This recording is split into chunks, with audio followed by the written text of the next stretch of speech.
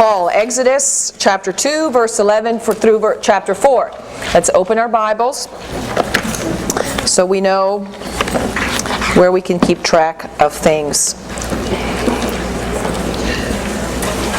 Now this scene opens with Prince Moses. He's still Prince Moses. If you remember from last time, Moses was miraculously rescued from the waters of the Nile, and he was brought into the palace to live with Pharaoh's daughter. And we pointed out the fact that Pharaoh's daughter was probably a very powerful person in her own right, that she may probably have been married, and that she had some independent power, independent of her status as a daughter of the reigning house. So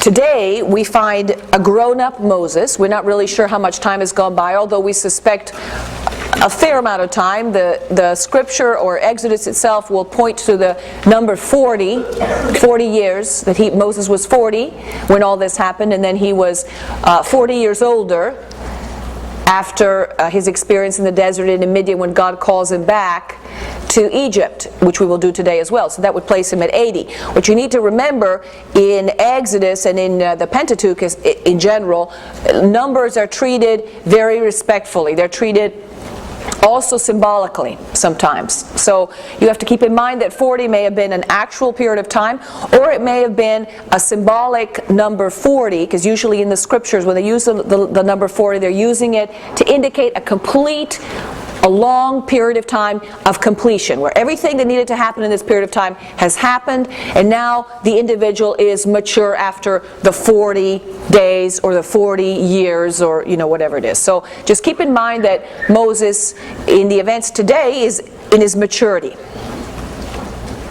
And the scene opens with Moses becoming more aware of his Hebrew identity. Now we don't really know if he really was real clued into who he was in his heritage during the years in Pharaoh's court or not. I mean, you have to think that this was a man growing up in great wealth and great privilege. He probably was one of the products of the royal nurseries in Egypt. He probably received a bang-up education, but awareness of his otherness probably wouldn't have been a part of the picture. So however many ways that he educates himself as to where his roots are, probably come from him.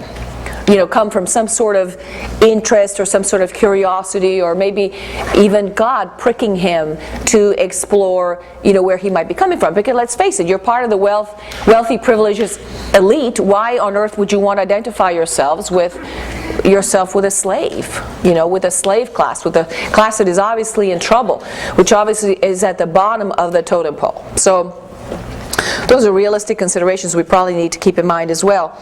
Let's go to verse 11 of chapter 2. One day, when Moses had grown up, he went out to his people and looked on their burdens. And he saw an Egyptian beating a Hebrew, one of his people. So already you see a closer identification that Moses feels with his people than probably what went before it. And if he's already 40 years old, what has he been doing all this time? He's been going about his education. He may have been married. We don't know that. It probably is more likely that Moses had a full life in Egypt. He probably had some sort of career or whatever that he was given, some sort of vocation or profession he was given as a member of the royal household. He may have been married. Why not? If he was 40, or if he was in his maturity, it's probably more than likely. But I guess the emphasis is he was thoroughly Egyptianized. Because when we see him later in Midian, they immediately know that he's an Egyptian. Why? From his dress, from his speech, from his cultural clues. All right. So, although he is obviously an Egyptian, he's on this voyage of self-discovery. But it's a voyage of self-discovery that comes kind of later on in life. So the text gives us some clues as to how he has already been investigating his roots. Verse 12, he looked this way and that, and seeing no one, he killed the Egyptian and hid him in the sand. Now I love the fact that he looked this way and that.